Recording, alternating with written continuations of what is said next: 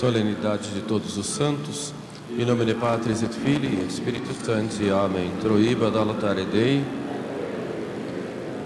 iudica me Deus et discerne causa mea, degete non sancta, ab omni iniquo et doloso erue me.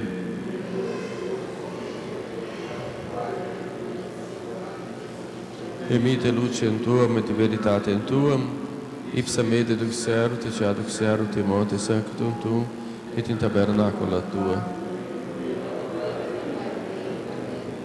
Confitevoro tibi incitera Deus, Deus meus, para tristices anima mea et quare conturbas me.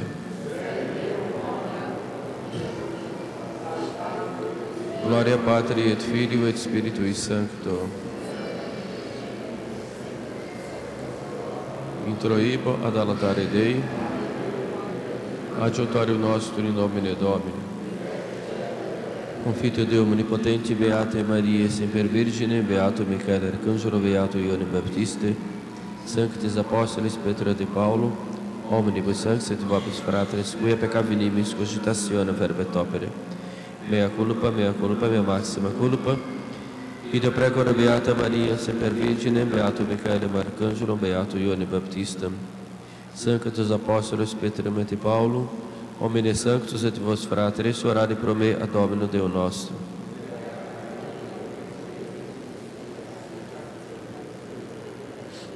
Amém. Confite Deus Omnipotente,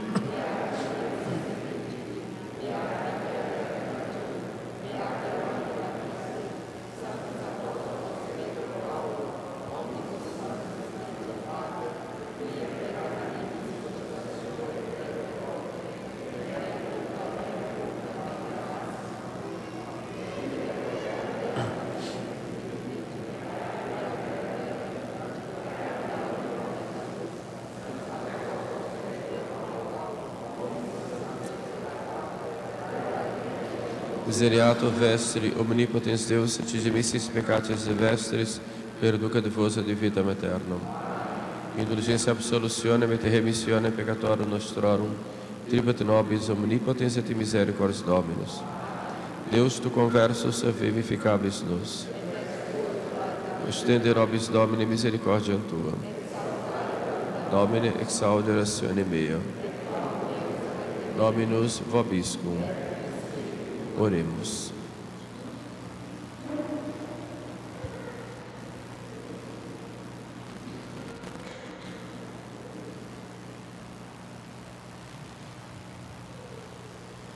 Gaudeamus omnes in Domino die festum celebrantes sub honore sanctorum omnium, decorum solemnitate gaudet angeli et collaudet Filium Dei. Exultate iusti in Domino rectos est et collaudatio. Gloria Patri et Filio et Spiritui Sancto, sicut erat in principio et nunc et in semper et in saecula saeculorum. Amen. Gaudeamus omnes in Domino die festum celebrantes sub honore sanctorum omnium, decorum solemnitate gaudet angeli et collaudet Filium Dei. Kyrie eleison. Kyrie eleison. Christe eleison. Kyrie eleison. Kyrie eleison.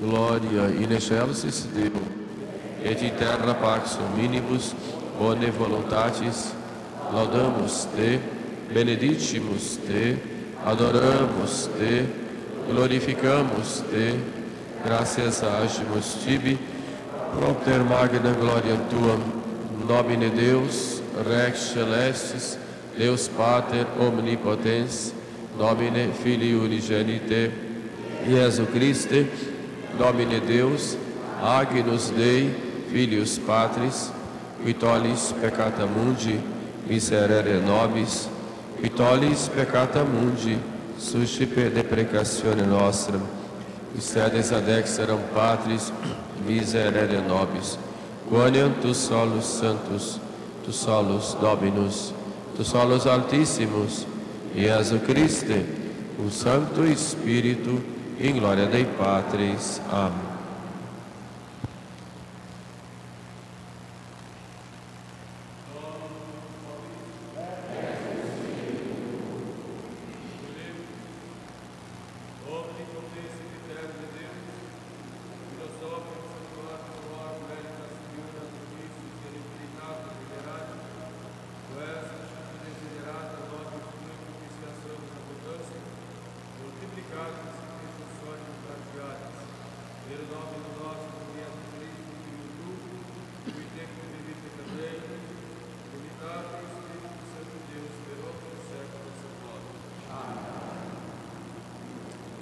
Podem sentar.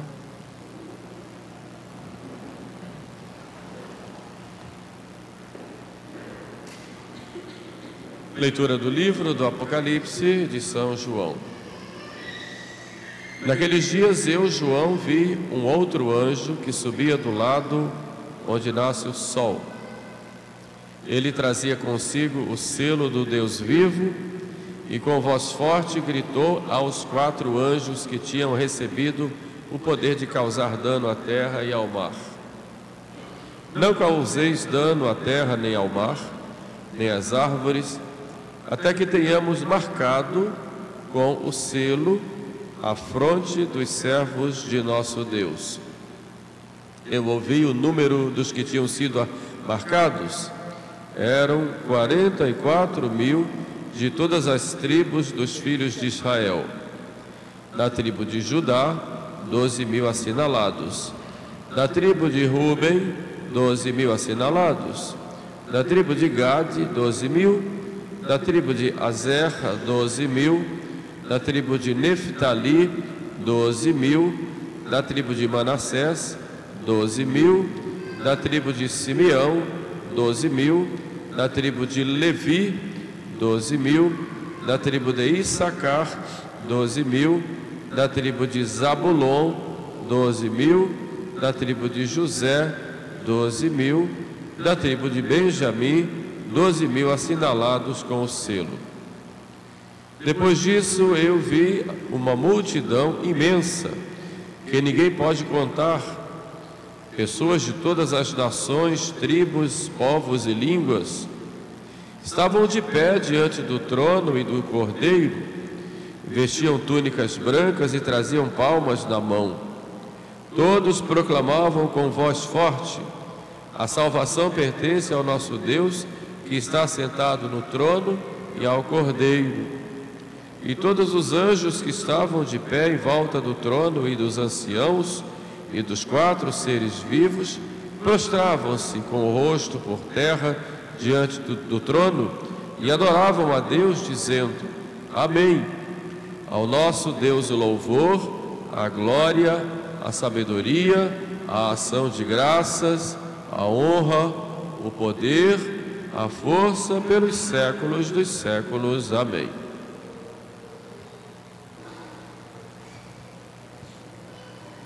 Timete Dominum, omnes sancti eius, quod licrede est timentibus seu, inquirentes autem Dominum, non deficient omnis bono. Aleluia, aleluia. Venite de me homines, qui laboratis et onerati estis, et ego reficiam vos. Aleluia.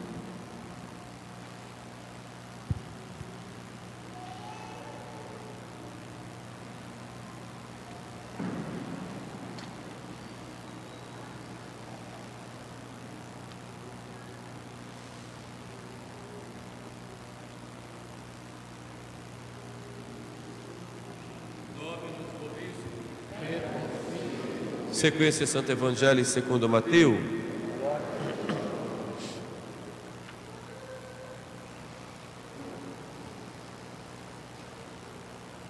Naquele tempo, ao ver as multidões, Jesus subiu a montanha e sentou-se. Os seus discípulos aproximaram-se dele. Então, abrindo a boca, começou a ensiná-los, dizendo: Bem-aventurados os pobres de espírito, porque deles é o reino dos céus. Bem-aventurados os que choram, porque eles serão consolados. Bem-aventurados os mansos, pois eles herdarão a terra. Bem-aventurados os que têm fome e sede de justiça, porque eles serão saciados. Bem-aventurados os misericordiosos, porque eles alcançarão misericórdia. Bem-aventurados os puros de coração, porque eles verão a Deus. Bem-aventurados os que promovem a paz, porque eles serão chamados filhos de Deus. Bem-aventurados os que são perseguidos por causa da justiça, porque deles é o reino dos céus. Bem-aventurados sois vós, quando vos injuriarem e perseguirem, e mentindo, disserem todo mal contra vós, por causa de mim. Alegrai-vos e exultai, porque grande é a vossa recompensa nos céus. Evangélica dicta delianto nostro delicta.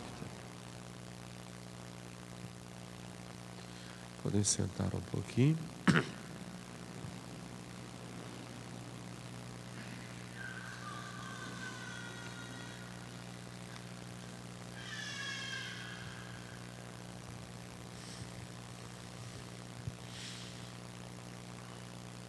A igreja que faz a sua comemoração da solenidade de Todos os Santos no dia 1º de novembro, mas por motivos pastorais em alguns países do mundo, nas missas com o povo, pode-se celebrar a solenidade de Todos os Santos. Esta festa começa primeiro no Oriente, ali pelo século IV, século V, e depois para todo o Ocidente, no final do século IX, por aí, século X. É uma solenidade que nos faz refletir dois aspectos da nossa vida de católicos. O primeiro diz respeito à comunhão dos santos. Então, neste sentido, os santos somos todos nós, membros da igreja, porque fomos santificados pelo batismo, recebemos os sacramentos que nos santificam e que são santos.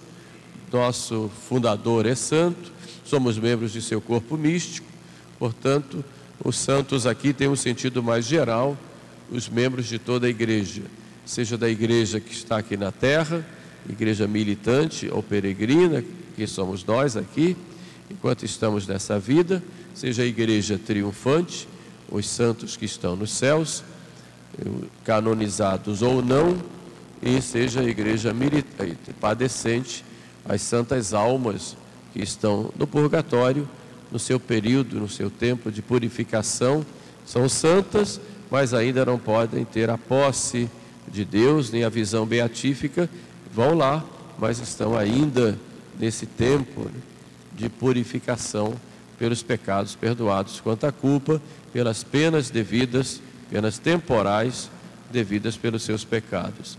De modo que falar de festa de Todos os Santos, falamos da própria igreja. Igreja como mãe dos santos e imagem da cidade divina, da cidade celeste. A Jerusalém celeste já se realiza na igreja aqui pela comunhão dos santos. De modo que tudo que nós fazemos na igreja tem sempre sua repercussão ou participação, seria a melhor palavra, em tudo aquilo que a igreja faz. Um ato de caridade, uma boa obra, uma oração, a participação na Santa Missa, tudo isso é da igreja. E nós, fazendo como membros da igreja que somos, toda a igreja recebe as graças e participam conosco. Ninguém está fora da igreja, participando da liturgia, por exemplo. Como nós somos membros da igreja, participamos de toda a liturgia do mundo inteiro. O próprio sacerdote, quando celebra, é outro Cristo que celebra com a igreja. Mesmo que o padre celebre a missa sozinho, apenas com coroinha, ou em casos extraordinários até sem um coroinha, na verdade ele está celebrando com toda a igreja. E quando ele se volta para o povo, embora não tenha povo, ele vai dizer Dominus vobiscum. Por quê? Vai mostrar que ele celebra com a igreja. Nunca um padre celebra sem a igreja. Então isso evidentemente, mostra esse aspecto da comunhão dos santos. Mas há um outro aspecto, e o aspecto que eu gostaria de meditar um pouquinho com vocês hoje, é aquele aspecto dos santos que já estão nos céus. Alguns, no início, todos os cristãos eram chamados de santos. Depois, com o passar do tempo, começou a haver, morriam pessoas muito santas, aí eram popularmente canonizadas, aqui eu ponho entre aspas, havia comércio de relíquias ou coisas do tipo, né? Aproveitamento de pessoas mal intencionadas a respeito de tais e tais devoções. A igreja então começou ali pelo século IX fazer um processo de canonização. Mas no início não existia processo de canonização. Então a igreja começou a fazer um processo para olhar aqueles santos, as suas virtudes heróicas, aquilo que eles fizeram, e colocou como condição para iniciar um processo de canonização que aquela pessoa tenha se destacado heroicamente em uma das virtudes, pelo menos. Depois, como condição, se exigiram todo o estudo de sua vida, e no final, para selar, digamos, o processo, faz-se um outro processo, que é o processo dos milagres, que como, digamos, seria o selo de Deus para que a igreja possa canonizar. O processo mudou na história, de acordo com as necessidades e com os meios que a igreja foi adquirindo para o conhecimento maior.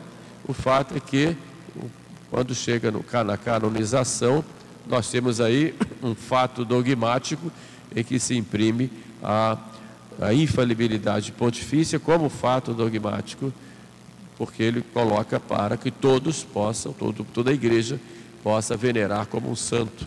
E o Espírito Santo não deixaria o Papa errar nesse momento, senão induziria todo o povo a venerar como santo alguém que não é. Mas esse é um outro ponto.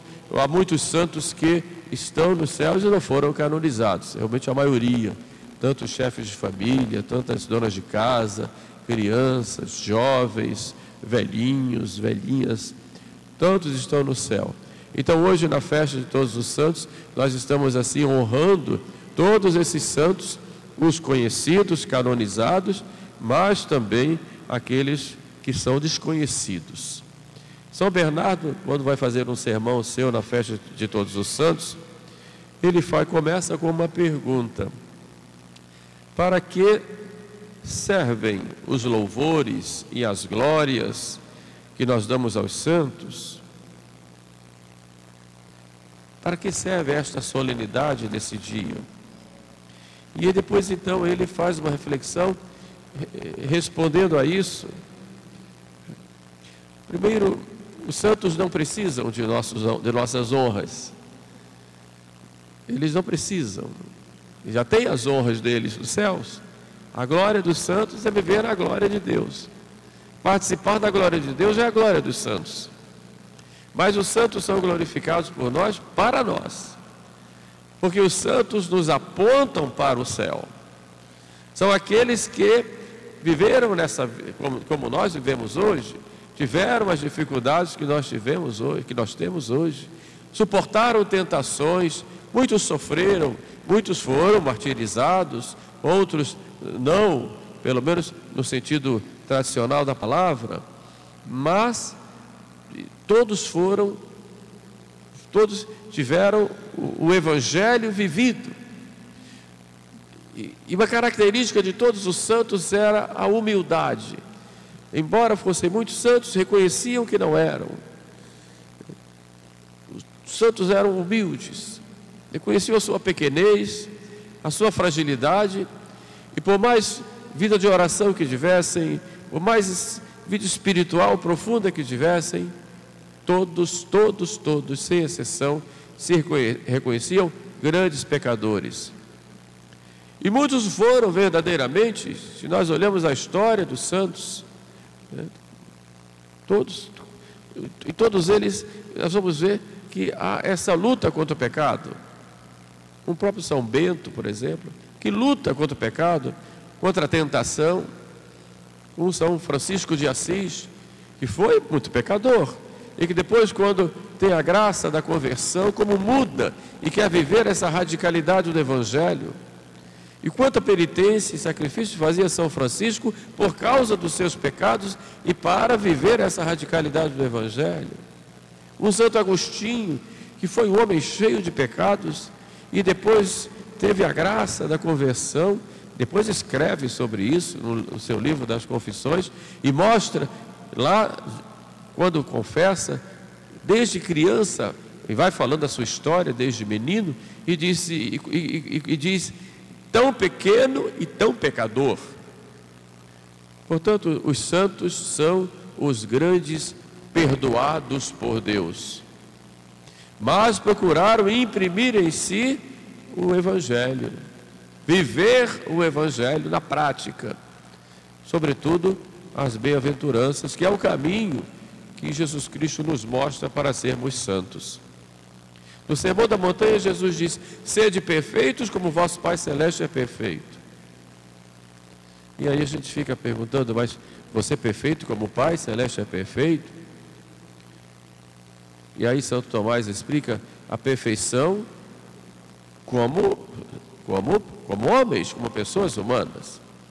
O Pai Celeste é perfeito como Deus, tem a perfeição em si mesmo.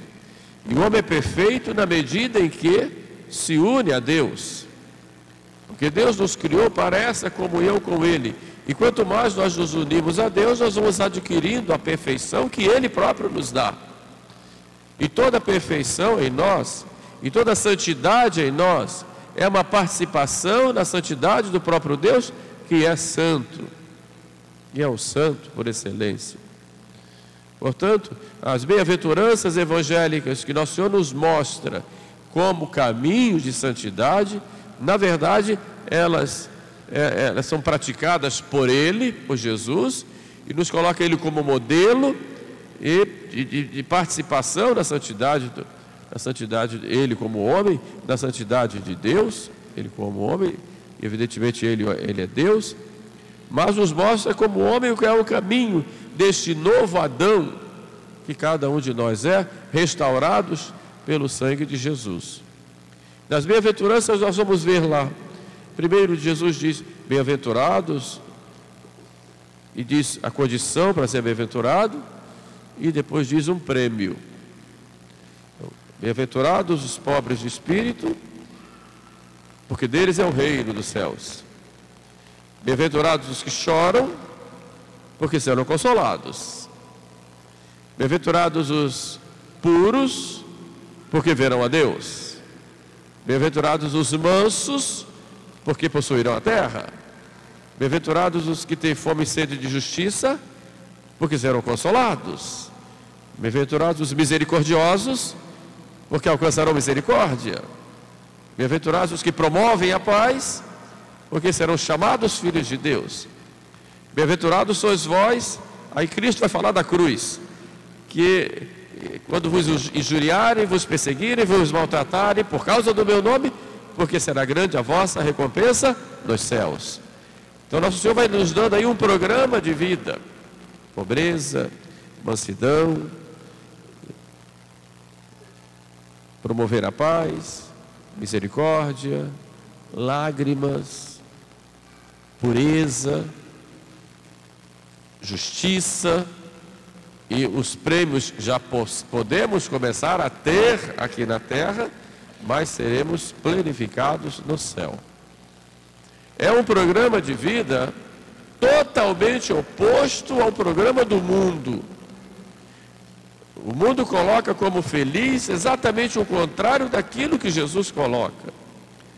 Por isso, se nós queremos seguir Jesus Cristo, não podemos querer ter compromissos com o mundo, preocupados em agradarmos aos outros, em sermos politicamente corretos numa sociedade, sobretudo paganizada como a nossa. Então, quem quiser seguir a Jesus Cristo vai necessariamente ir contra aquilo que o mundo prega como valores que não são. E falar da pobreza de espírito, enquanto o mundo é ganancioso e dá mais valor a quem tem do que pelo que se tem, pelo que se é. Como é que nós vamos falar de mansidão quando o mundo diz olho por olho, dente por dente, não deve levar desaforo para casa? Como é que nós vamos falar de misericórdia quando o mundo é duro?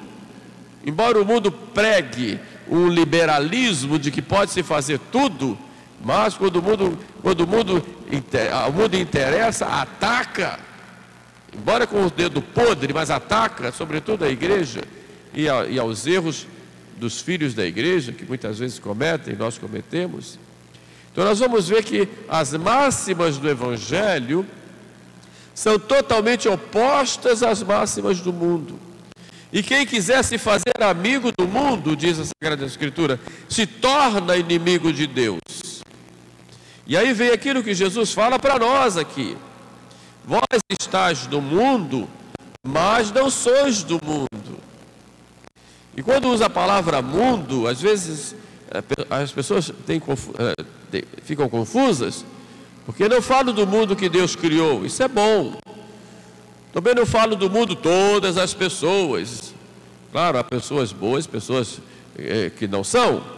Mas quando falo o mundo, é essa organização diabólica que inspira a vaidade, o orgulho, a sensualidade, a impureza, a ganância, a ambição, que inspira a sede de poder, de bens materiais, como se tudo isso substituísse a Deus.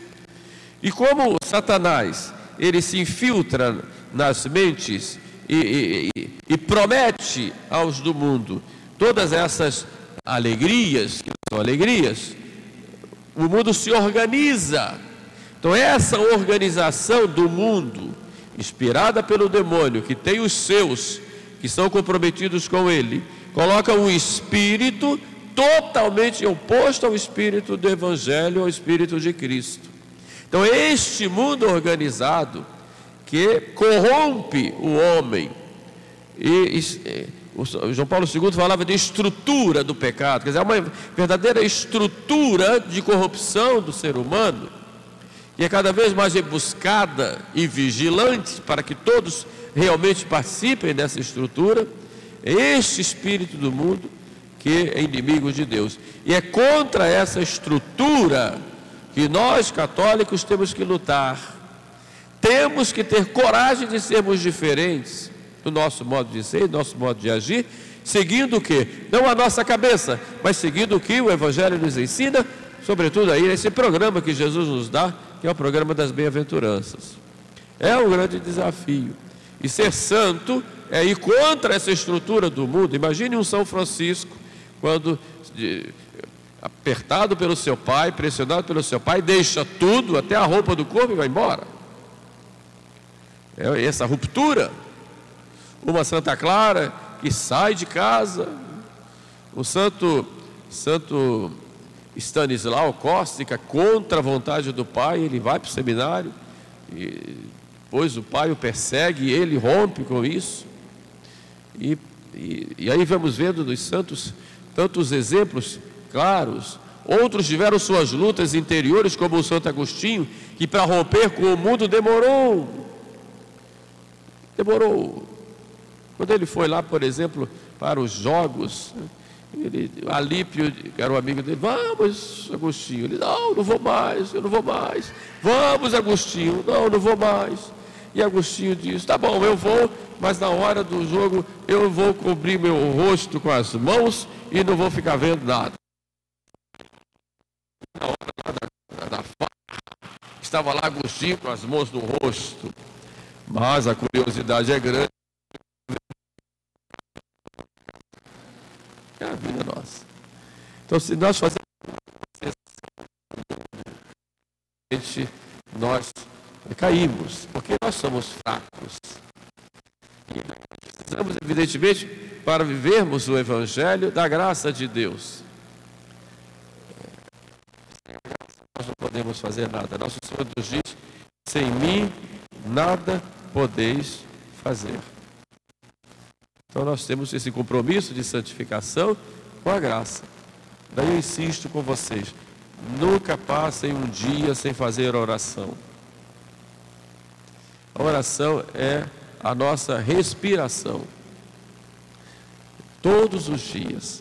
Porque é nesse contato íntimo com Deus, mesmo que tenha caído no pecado. Porque quando no pecado fica aquela vergonha, aquele medo, o diabo realmente se afasta da oração. Mesmo assim vai, reza. Nunca deixe de rezar. Reze o terço, mas rezem bem, porque no terço ali a gente já tem um programa de comunhão com Deus. Mas reze. A oração deve fazer parte do nosso programa diário, como faz parte do programa diário se levantar, a pessoa fica sem ambiente, até não se suporta. Então que fique claro que deve estar no nosso dia a oração, porque a oração vai unir a Deus e a graça de Deus vai acontecer, vai vir a nós. Estão no céu porque rezaram, e quem foi para o inferno foi porque não rezou. Então vamos cuidar da vida de oração, ter um tempinho todos os dias, se possível pela manhã, estar ali com o nosso Senhor, né? E oferecer, né? Como dizia Santa Teresinha, oferecer por amor todas as ações diárias, né? Fazer de modo extraordinário as ações ordinárias. Esse é o nosso programa. Os santos são para nós exemplos, testemunhas da fé, do amor de Deus. Mas os santos nos apontam para o céu. Apontam também que, apesar das dificuldades, nós podemos ir para o céu. Nos dizem que, mesmo com as cruzes e com as quedas, nós podemos nos restaurar pela graça de Deus e podemos ir para o céu. Os santos, eles nos encaminham para o céu, nos mostram essa luz que vem de nosso Senhor. Ele estava na igreja e a catequista começou a mostrar os vitrais e ele, curioso, queria ver, né? E perguntou o que era aquilo. Aí a catequista disse: os santos. Começou a mostrar os santos.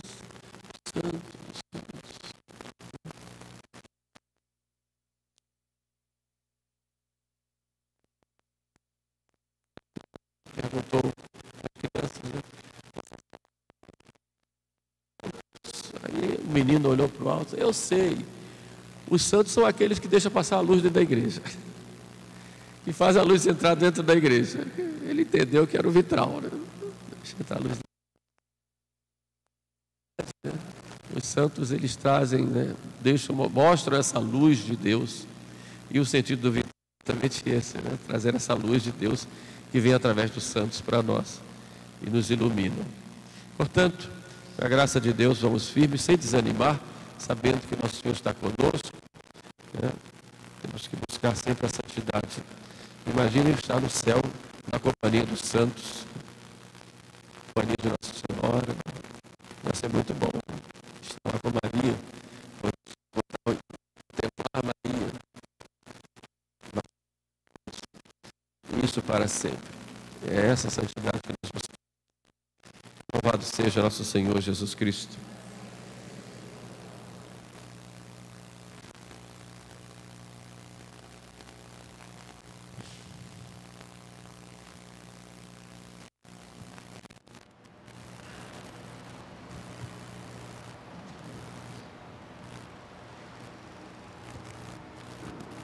Credo in uno Deo, Patria omnipotentem, factor in cieli et in terra, visibilium hominum et invisibilium, et in unum Dominum Iesum Christum, Filium Dei unicenitum, et ex Patria natum ante omnia saecula, Deum de Deo, lumen de lumine, Deo verum de Deo verum, cenitur non factum, consubstantialem Patri, perque in omnia facta sunt. Qui propter nos homines, et propter nostram salutem, descent des celis, et incarnatus est Spiritus Sancto, ex Maria Virgine, et homo factus est. Crucifixus essem pro nobis, sub Pontio Pilato, passus et sepultus est. Et resurrexit tertia die, secundo Scripturas, et ascendet in cielo, sedet ad exteram Patris, et itur venturus est con gloria, iudicare vivos et mortos, cuius reini non erit finis, et in Spiritus Sanctum Dominum et vivificantem, qui ex Patre Filioque procedit, qui cum Patri et Filius simul adorator, et cum glorificator, qui locutus est per prophetas, et unam sanctam catholicam, et apostolicam ecclesiam, confiteor unum baptisma in remissionem peccatorum, et expecto resurrectione mortuarum, et vitam veturis seculi. Amen. Amen.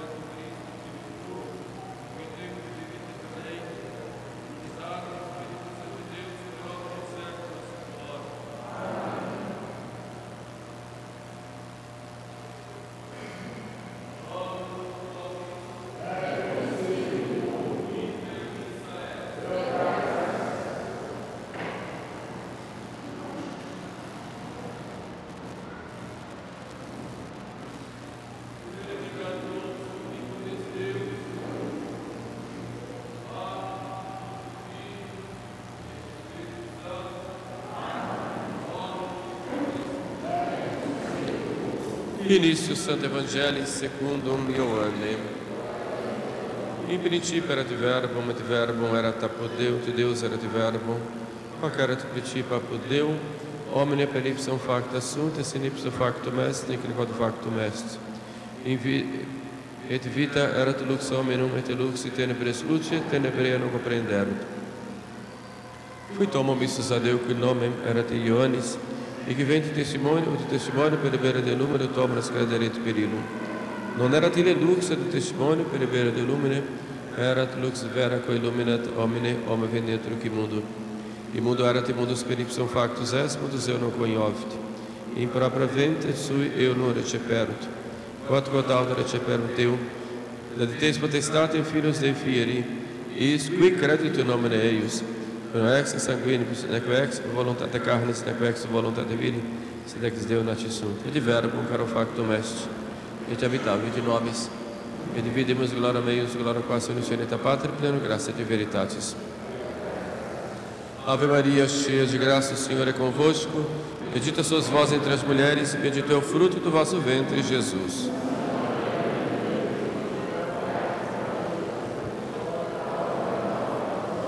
Ave Maria, cheia de graça, o Senhor é convosco, bendita sois vós entre as mulheres, e bendito é o fruto do vosso ventre, Jesus.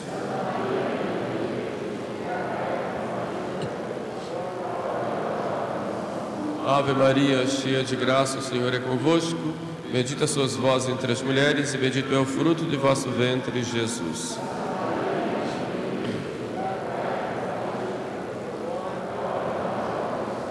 Salve, Rainha, Mãe de Misericórdia, vida, doçura e esperança nossa, salve. A vós bradamos, os degredados filhos de Eva. A vós suspiramos, gemendo, chorando neste vale de lágrimas. Eia, pois, advogada nossa, esses vossos olhos misericordiosos a nós volvei. E depois desse desterro mostrai-nos Jesus, bendito o fruto de vosso ventre. Ó clemente, ó piedosa, ó doce sempre Virgem Maria. Rogai por nós, Santa Mãe de Deus. Oremos, Deus, refúgio e fortaleza nossa, atendei propícios clamores de vosso povo, e pela intercessão da gloriosa e imaculada sempre Virgem Maria, mãe do vosso Filho, do bem-aventurado São José, casto esposo de Maria, dos vossos bem-aventurados apóstolos São Pedro e São Paulo, e de todos os santos, ouvi benigno e misericordioso as súplicas que do fundo da alma vos dirigimos, pela conversão dos pecadores, pela liberdade e exaltação da Santa Madre Igreja, pelo mesmo Jesus Cristo, nosso Senhor. São Miguel Arcanjo, protegei-nos no combate, cobri-nos com vosso escudo, contra os embostos e ciladas do demônio. Subjuguei, ó Deus, instantemente o pedimos. E vós, príncipes da milícia celeste, pelo divino poder, precipitai no inferno a Satanás e aos outros espíritos malignos que andam pelo mundo para perder as almas. Amém. Sacratíssimo coração de Jesus, Sacratíssimo coração de Jesus, Sacratíssimo coração de Jesus. Nossa Senhora do Rosário de Fátima, convertei os pecadores. Jesus, Maria e José, em nome do Pai, do Filho e do Espírito Santo. Amém. Vou dar só alguns avisos, para sentar um pouquinho, para a gente não cansar. Graças a Deus tivemos a semana muito cheia, rica, aí, com as missas e tudo, né? Foi muito bom. Nós agora começamos o mês de novembro, esse mês dedicado pela nossa oração pelas almas do purgatório. Então vamos fazer nossas orações, sacrifícios, pedindo o sufrágio das almas, né? Pelas almas. Durante essa semana eu tinha marcado uma missa na terça-feira, lá na igreja de São Francisco de Paula. O Monsenhor José de Matos viria celebrar, mas Dom Fernando convocou os padres para uma reunião na terça-feira lá em Campos. Então nem ele vai poder, porque ele é vigário geral, nem eu, porque eu tenho que ir também. De modo que na terça-feira fica cancelada a missa que teríamos lá na igreja de São Francisco. Mas vamos ter na quarta-feira, normalmente, Às 8 horas eu começo a atender confissões e às 8h30 temos a missa. É possível que o Monsenhor Zé de Matos venha, ele tinha marcado de vir. Tá bom? Então, quarta-feira, se Deus quiser, lá na São Francisco, a missa normalmente, 8h30. Domingo, vamos ter a missa aqui, com a graça de Deus. E eu quero dar uma bênção que eu nunca dei aqui, a bênção dos cônjuges. Então, quem é casado aí, né, se for casado direitinho, né, como diz na minha terra, amancebado não, amancebado recebe bênção separada. Mas se casar direitinho, os dois eu venho aqui, vou dar uma bênção especial para os casais, os cônjuges, domingo que vem, depois da missa, tá bom? Então, vamos rezar um pelo outro aí, porque Deus Nosso Senhor quer que um cuide do outro até o fim. Então era isso. Que Deus abençoe a todos. Vamos ter catequese agora. E depois então eu vou partir. Eu tenho um batizado em Nova Iguaçu, se Deus quiser, 12h30. Vamos ver se eu consigo. Batizei o pai, agora nasceu o filho, vou batizar o filho, né? Ele vai passando a geração assim. Bom domingo para todos, salve Maria.